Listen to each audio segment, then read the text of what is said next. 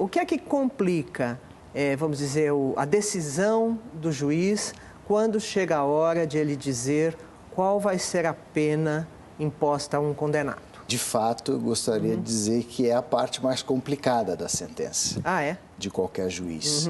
Embora não pareça, né? Muitas vezes o magistrado gasta bastante tempo pesquisando e olhando as provas com atenção para condenar, né? Para arranjar fundamentos para condenar. Mas depois que ele chega a essa decisão, ele precisa fixar a pena, individualizá-la, usar todos os elementos que a lei estipulou para que ele dê a pena justa. E aí o bom juiz vai levar muito tempo para estudar cada réu e saber o que cada um merece. O que é? Por que o senhor fala em individualizar a pena? Por que é essa a expressão? É porque na Constituição Federal é usada esta expressão. E ela remete a que princípio, vamos dizer? O próprio princípio da individualização da pena, de que não haverá no Brasil pena padrão. A ideia de que cada um é cada um e não se deveria padronizar pelo que a pessoa fez apenas. Senão todos os assaltantes teriam penas idênticas, todos os homicidas teriam penas idênticas. Então é um espaço que o juiz tem para decidir. Quando a gente fala que a pena mínima é tal, a pena máxima é tal, é justamente para permitir essa mobilidade. Exatamente. E quais são essas considerações? Bom, no artigo 59 do Código Penal, que é a parte principal e inicial, o legislador prevê 8 possibilidades que o juiz deve levar em conta. Ele fala em culpabilidade, antecedentes, personalidade, conduta social, motivos, circunstâncias, consequências do crime e comportamento da vítima. Tudo isso o juiz tem que analisar para fixar a pena justa.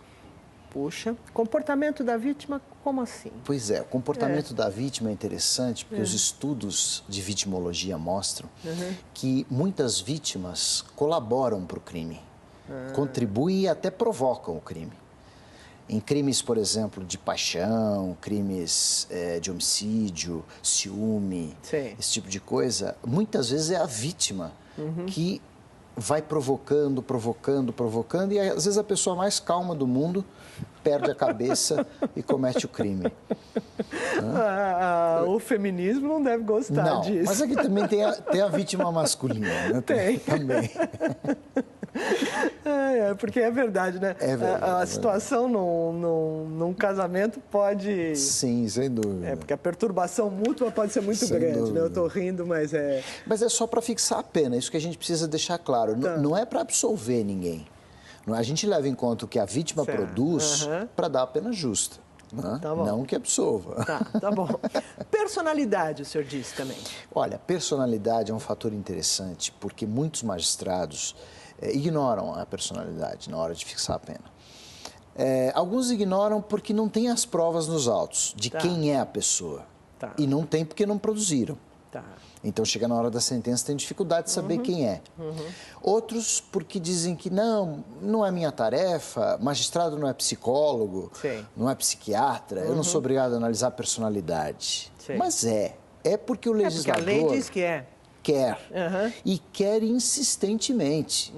Ele fala em personalidade para fixar a pena, para concessão de sursi, para concessão de penas alternativas, para livramento condicional, para uma série de coisas na execução penal.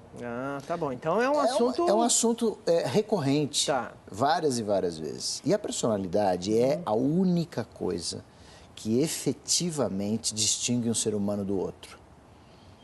Dois gêmeos não têm a mesma personalidade, porque parte da personalidade, que é o nosso modo de ser, né, é herdado dos nossos pais, mas a outra parte é adquirida no meio ambiente que vivemos. Então, dois réus que cometam exatamente a mesma coisa são pessoas diferentes. Agora, então, que dados da personalidade, vamos dizer assim? Porque a personalidade é um assunto amplo, rico, né? Exato, é riquíssimo. O que nós não devemos fazer é julgar uma pessoa apenas pelo que ela é. Todo mundo tem direito de ser como quiser, não prejudicando o interesse do outro. Então, exemplificando, se uma pessoa é agressiva e graças à sua agressividade, característica de personalidade, ela bate na mulher, violência doméstica, ela agride o vizinho, e, enfim, ela pratica lesão corporal, nós vamos levar em conta essa agressividade para aumentar a pena. Tá bom. Porque sabemos que tem a pessoa super calma, que um dia perde a cabeça e agride alguém. Tá bom. Então terá uma pena menor. Tá bom. Agora, se ela é agressiva, não é, e pratica um estelionato, não tem nada a ver uma coisa. Então não será levada em conta a personalidade para isso. Tá bom.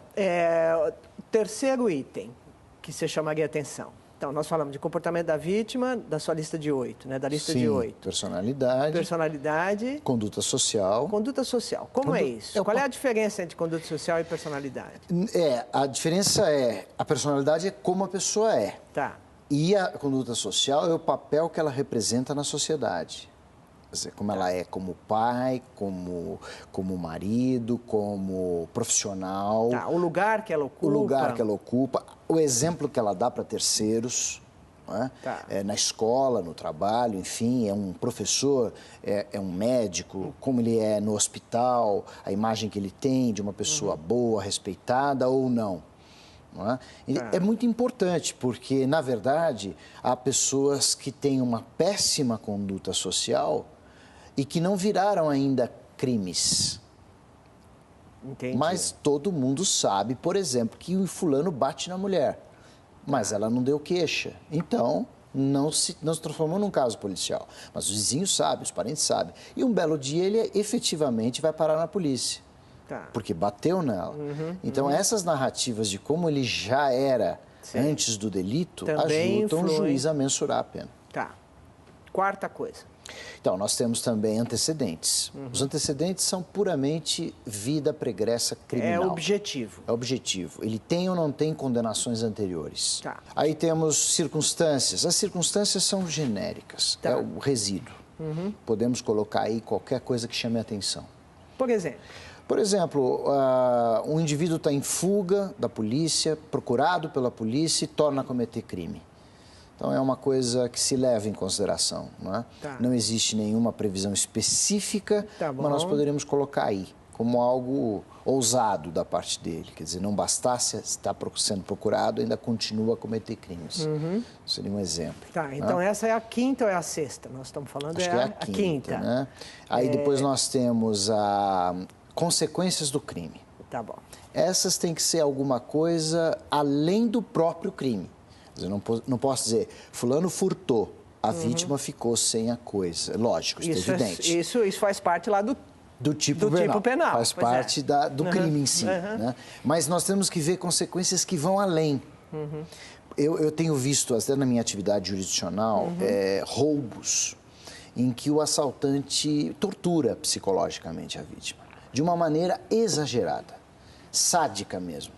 E que a vítima termina o roubo completamente e traumatizada. Tá. Com síndrome de pânico, não sai de casa. Tá.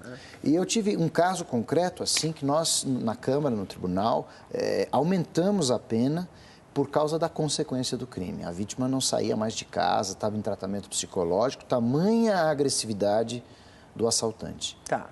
No caso do mensalão, então, os juízes vão levar em conta... No caso do mensalão, eu penso que há de se ver a proporção que esta corrupção, por exemplo, causou à nação brasileira. Pois é. Falta culpabilidade. Culpabilidade. A culpabilidade, na verdade, é juízo de censura. Que censura merece o crime. Mas ela é, na verdade, o conjunto de todas. Ah, tá bom. Então, o que é culpabilidade, assim, a definição para o direito penal? Bom, há que se pensar a culpabilidade para a consideração do crime e a culpabilidade para a consideração da pena. Tá bom. Para a consideração do crime, a culpabilidade envolve imputabilidade, que significa capacidade de entender quem tem mais de 18 anos e mentalmente são. Culpabilidade gera a possibilidade de entender o ilícito, capacidade de conhecer o ilícito, né? Consciência do ilícito, e a possibilidade de atuação conforme o direito. Tá bom. Muito bem. Isto é para o crime. Condenou. Agora vamos ver a culpabilidade para a pena. Tá. Aí é apenas o juízo de censura. Que censura essa pessoa merece, mais ou menos, E aí nós levamos em conta esses outros elementos, que são 7.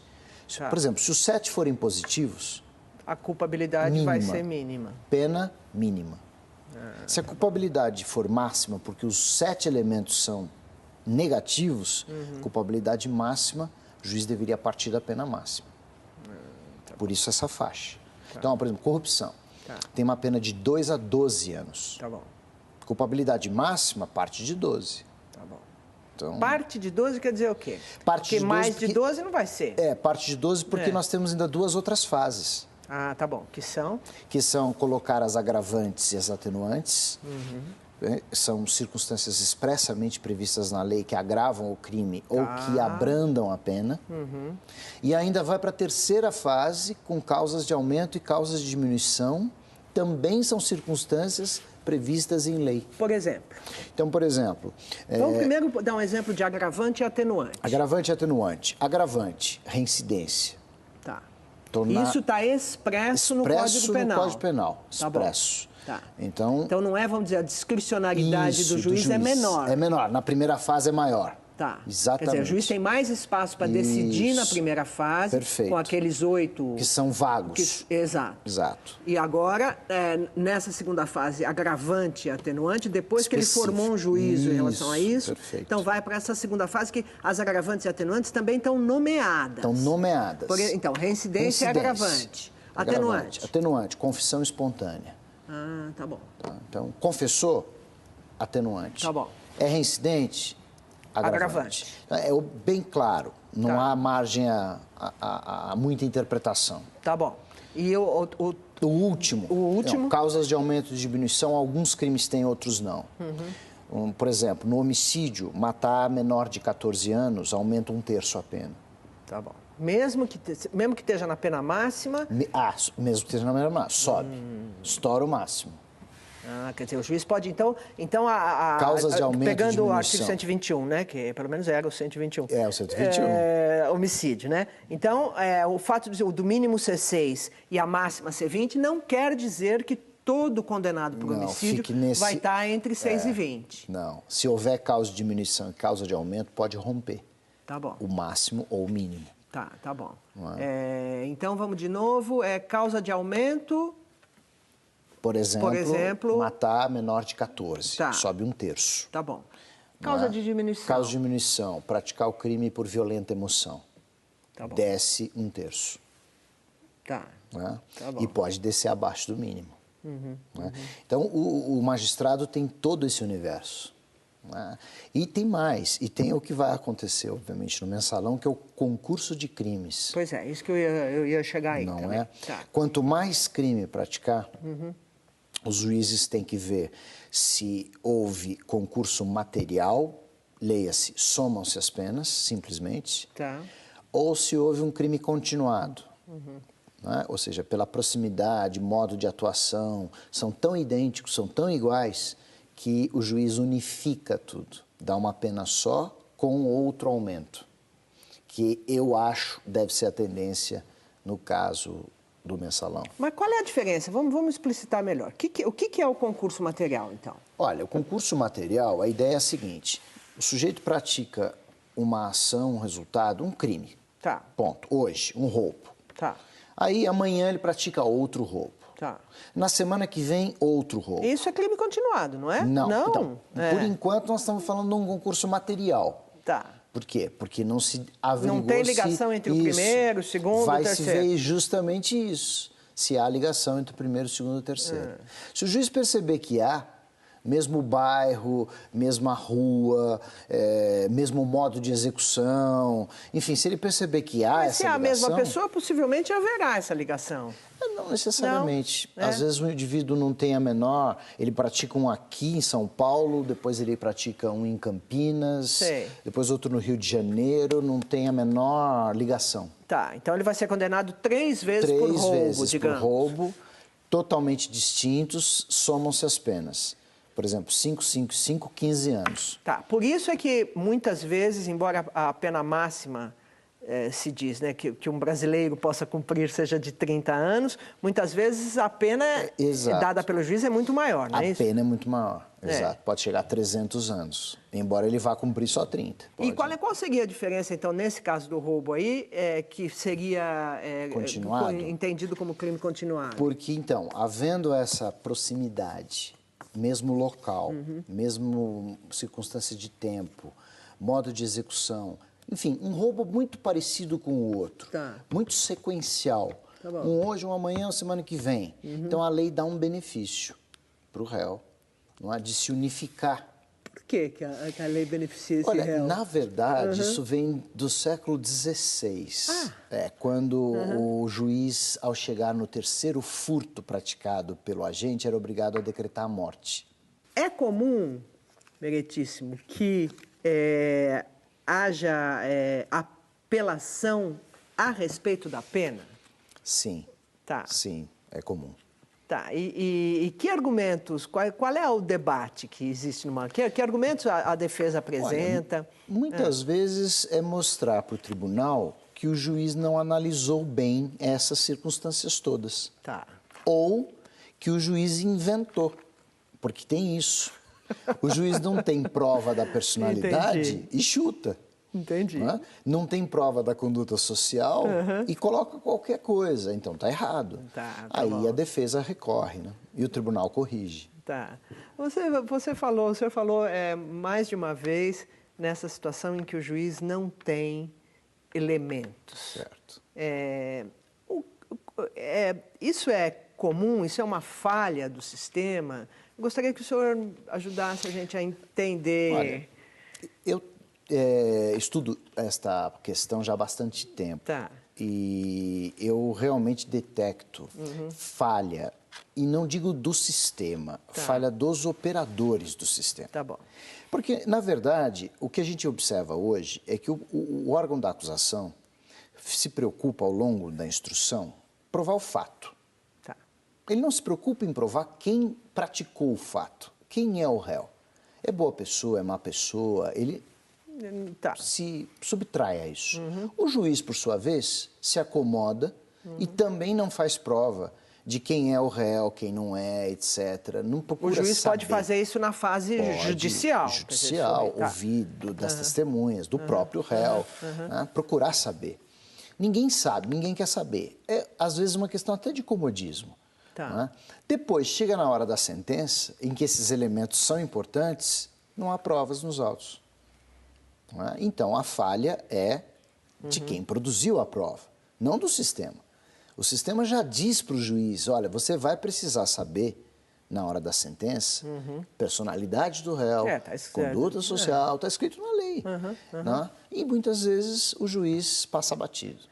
E por que esse princípio da individualização da pena é tão importante e tão caro ao direito brasileiro? Que se está na Constituição, sem dúvida. É porque é caro. E é tão caro que, recentemente, o Supremo mesmo Tribunal Federal já usou 2 vezes este princípio para considerar inconstitucional a lei dos crimes hediondos, para autorizar o regime fechado progredir, ir para outros regimes melhores, e agora, recentemente, também para que o juiz não seja obrigado, nos crimes hediondos, a fixar regime fechado.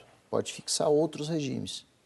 E disse o Supremo, para que seja feita uma perfeita individualização da pena, a cada um o que cada um merece. Então, o princípio tem sido cada vez mais caro.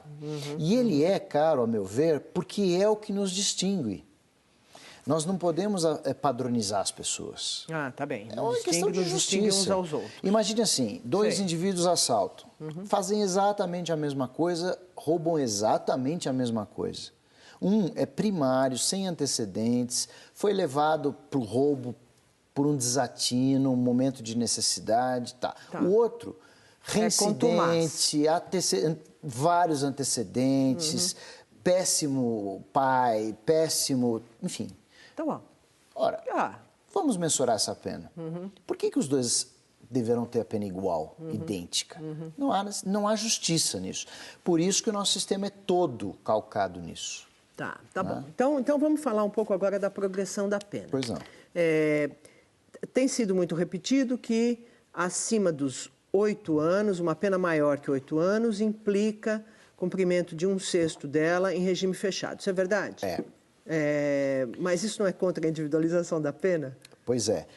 A ideia é a seguinte, o Código fixou que quem tem pena acima de 8 começa inicialmente no fechado. Tá bom.